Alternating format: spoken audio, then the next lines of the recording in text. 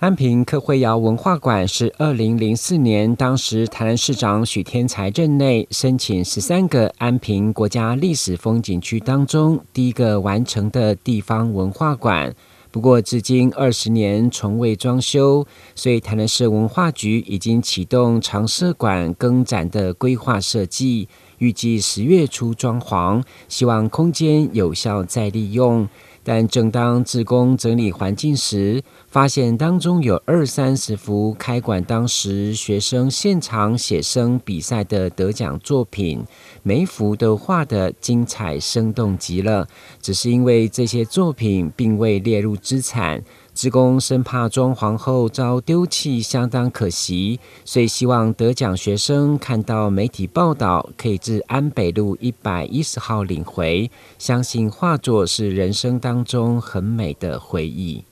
客会窑文化馆开馆的时候就举办了一个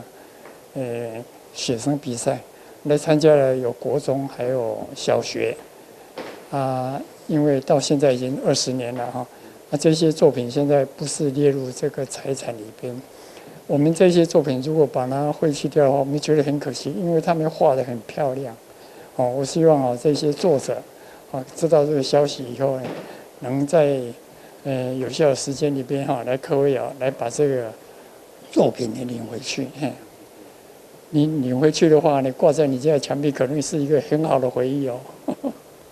除了得奖的学生作品，馆内未列入资产的还有悠游画会草创时期许多前辈艺术家的作品，志工也会一一归还家属。其中林习田老师针对第一届安平灯会所创作的摄影作品，则会提供义卖，所得将全数捐给泰国育幼院的小朋友。记者郭文吉台南报道。